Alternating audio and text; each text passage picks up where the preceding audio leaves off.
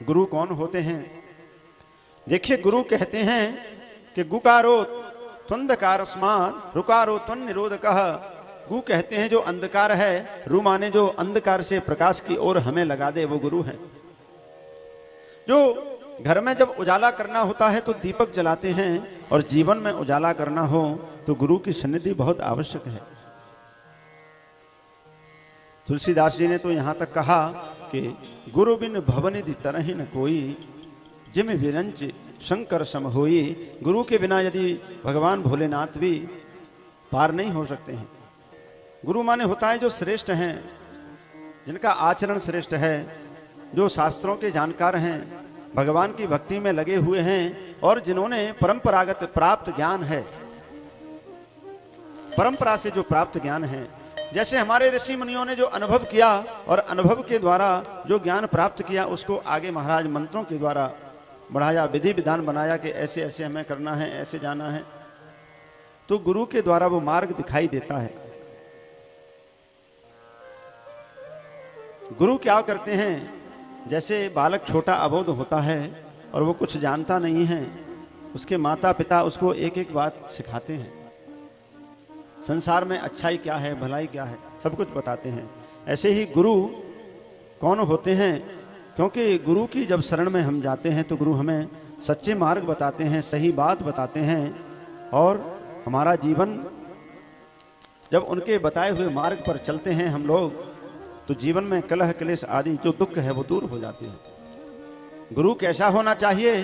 बोले विश्वासो गुरु वाक्येषु स्वस्मिन् दीनत्व भावना मनोदोष जयश्चैव कथायाम निश्चलामति। गुरु कैसा होना चाहिए? गुरु होना चाहिए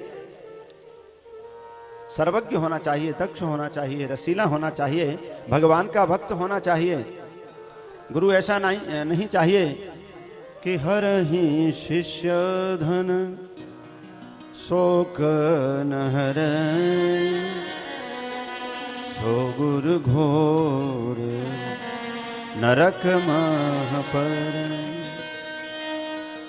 लेकिन ऐसे कुछ गुरु होते हैं जो केवल शिष्यों का धन हरण करते हैं और शोक का हरण नहीं करते। ऐसे तो गुरु को भी नरक में जाना पड़ता है, नरकगामी होते हैं। जैसे पशु दो प्रकार के होते हैं। एक तो पशु होते हैं जो खूंटे से बंधे रहते हैं, और एक वे पशु होते हैं जो खुला घूमते हैं। कुत्ते भी दो प्रकार के होते हैं। एक तो वो कुत्ते होते हैं जो घरों में रहते हैं, गले में पट्टा बंधा रहता है, और एक खुले पशु होते हैं जो कहीं भी घूमते रहते हैं। तो जो बंधे रहते हैं कहीं ना कहीं किसी न किसी खूंटे से, उनके खाने पीने से लेकर के हाली बीमारी सबकी चिंता उसका मालिक करता है, क्योंकि वो पशु मालिक के सहारे है। लेकिन जो पशु छुट्टा रहते हैं, जो खुले रहते हैं, वो कष्ट में भी रहते हैं, कभी भूखे रहते हैं महाराज।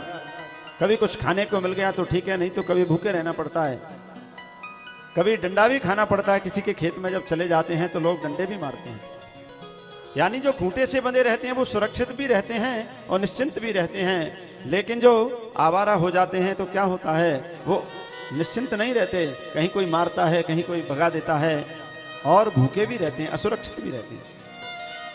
इसलिए गुरु की शरण यदि मिल जाए। एक कथा आती है कि एक राज कन्या थी, उसकी माता जो थी वो उसके बाल निकाल रही थी। बाल काटते समय एक पेड़ था, पुष्प का, फूल का एक वृक्ष था, उसमें फूल लगे हुए थे। तो कुछ फूल खिले हुए थे, कुछ मुरझा रहे थे, कुछ नीचे पड़े थे। बेटी ने मां से पूछा कि मां ये बताइए कि आज खिले कल झुक चले, परसों मिले हैं धूल, और देख दशा इन फूल की, फिर क्यों फूलत फूल। मां ये बताओ कि एक खिल रहा है, एक मुरझा गया, एक नीचे टपक गिरा पड़ा है, सूख रहा है महाराज, खराब हो रहा है।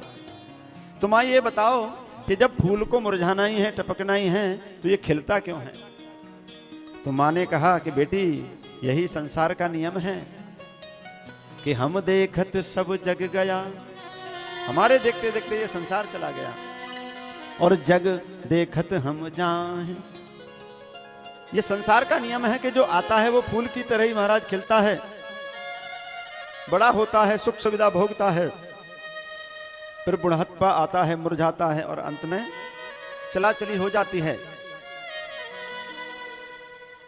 कि अभी तक ऐसा सदगुरु हमको नहीं मिला जो पकड़ छुड़ावे बाह। यदि गुरु की शरणागत हो जाएं तो जीवन उत्तम हो जाता है।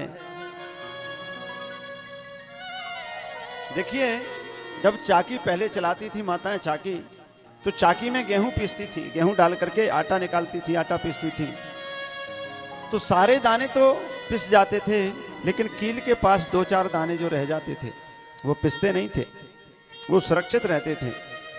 कहने का भाव क्या है? बोले यदि पाट के बीच में पहुंच गए तो महाराज पिस जाओगे, ये संसार में पिस जाओगे। संसार भी एक चाकी है। मोह निशा सब शोभन हारा, जे कहीं सपन अनेक प्रकारा। मोह में सब सोए हुए हैं, लेकिन जो गुरु रूपी उस जो कील है उसके बगल में रहता है, उसकी शरणागत हो जाता है, तो वो उस पिसने से बच जाता है। इसलिए जीवन में गुरु जरूरी हैं। इस बात को एक चोर सुन रहा था, चोरी करने आया था, और उसने सुना कि ये तो बढ़िया है, ये गुरु बनाना चाहती हैं माँ बेटी दोनों, और मुझे मेरा काम बन जाएगा। दूसरे दिन वो गया, उसने सर मुड़वा लिया और दाल और दाढ़ी जो मुड़वा करके और साधु का भेष बना करके एक धोती नीचे लगा ली, एक धोती ओढ़ ली, बड़े बड़े तिलक लगा लिए हाथ में, पांव में, चारों तरफ महाराज खूब बड़ा सा त्रिपुंड लगा लिया।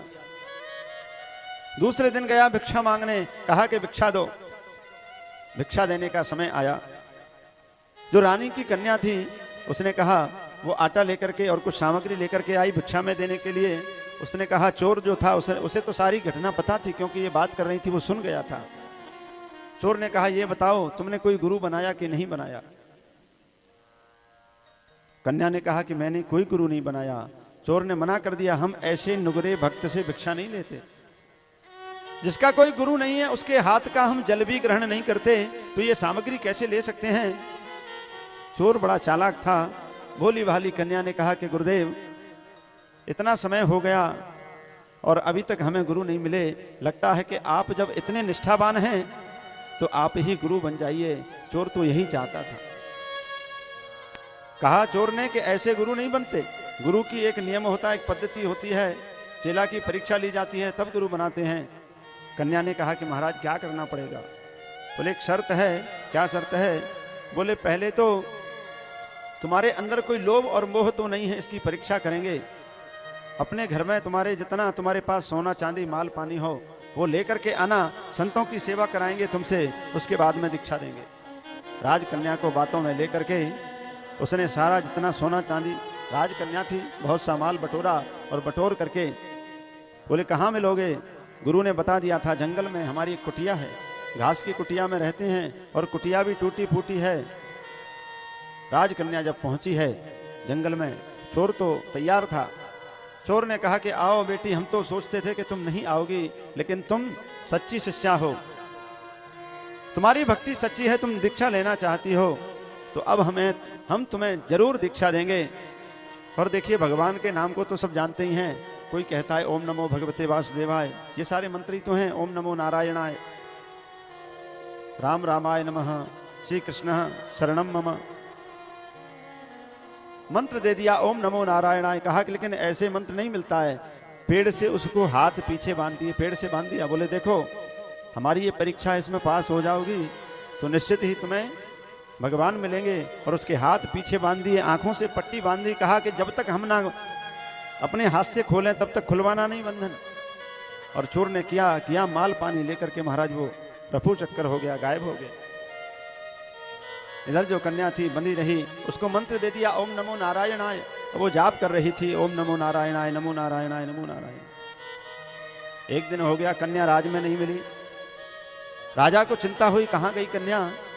पूरे नगर में ढूंढवाया, कहीं नहीं मिली। तो जंगल की ओर सैनिकों को भेजा, तो एक पेड़ से बंधी हुई कन्या पाई। राजा खुद गए कन्या को लेने। राजा ने कन्या से कहा बेटी चलो घर। कन्या ने कहा पिताजी खबरदार, जो मेरे हाथ खोले तो, क्योंकि मेरी गुरु की इच्छा है, जब तक गुरु नहीं चाहे तब तक मैं बंधन को नहीं खुलवाऊंगी। कि बांधत हैं गुरुदेव छोरत प्रतीत यही, रीति यह वाद विवाद ना बढ़ाऊंगी। गुरुदेव ने मुझे बांधा है और गुरुदेव ही मुझे खोलेंगे। पिताजी आप यहां से लौट जाओ, मैं बिल्कुल बंधन नहीं खुलवाऊंगी। राजा बहुत पूरा दिन हो गया लेकिन उसने एक बात नहीं मानी। राजा ने सोचा कि जब बात नहीं मानती है तो तुम्हारी तुम जानो, हमें तुमसे कोई मतलब नहीं है। एक दिन हुआ, 2 दिन हुए, 3 दिन हुए। भूखी प्यासी नमो नारायण का जाप कर रही है सतत 24 घंटे। शरीर में कमजोरी आ गई, मुंह सूखने लगा, मूर्छा आने लगी। भगवान का उधर सिंहासन हिलने लगा कि ऐसा कौन सा भक्त है जो इतनी कठोर तपस्या कर रहा है। भगवान ने ध्यान से देखा तो ओहो, एक कन्या को चोर बांध करके चला गया है। नारद जी को भेजा, जाओ कन्या को बता देना कि गुरु गुरु नहीं, वो तो चोर है। नारद जी आए। नारद जी ने कहा कि देवी, हे बेटी तू चिंता मत करे, वो गुरु नहीं था, वो तो चोर था और मैं नारद हूं, मैं तुम्हारे बंधन खोलने आया हूं। कन्या ने कहा कि नारद जी महाराज मैं आपको प्रणाम करती हूं, लेकिन आपसे क्षमा चाहती हूं कि हमारे बंधनों को खोलना मत। गुरु जी ने बांधा है वही खोलेंगे। कन्या की सच्ची निष्ठा गुरु में थी। नारद जी लौट करके, वो तो खुलवाती नहीं है बंधनों को, आप ही चलिए। भगवान स्वयं आए। भगवान ने कहा कि बेटी वो तो चोर था और जिसका मंत्र तू जप रही है वो मैं नारायण तेरे सामने खड़ा हूं। प्रेम से बोलो राधे राधे। मैं नारायण तुम्हारे सामने खड़ा हूं, अब तो बंधन खुलवा लो। राजकन्या ने कहा कि भगवान एक कृपा करो, क्योंकि गुरु की कृपा से ही आप मेरे समीप आ गए हो, गुरु की कृपा से ही आप मुझे प्राप्त हुए हो, इसलिए मैं अपने बंधन नहीं खुलवाऊंगी। भगवान कि बांधते हैं गुरुदेव छोरत प्रतीत यही, रीति यह वाद विवाद ना बढ़ाऊंगी। आप करें मोक्ष गुरु बांधे यो विरोधी भाव, सुन के सुमन में संतोष नहीं पाऊंगी। कि दीनहीन नश्वर शरीर के विषाद साथ, नाथ नहीं सनातन मर्याद में मिटाऊंगी। आपके कारण कृपाल नंद नंदन जू, अरे बांधो गुरुदेव को न बंधन में छुड़ाऊंगी, बांधो गुरुदेव को न बंधन में छुड़ाऊंगी। हे प्रभु मैं अपने गुरु का बंधन नहीं छुड़ाऊंगी। क्यों?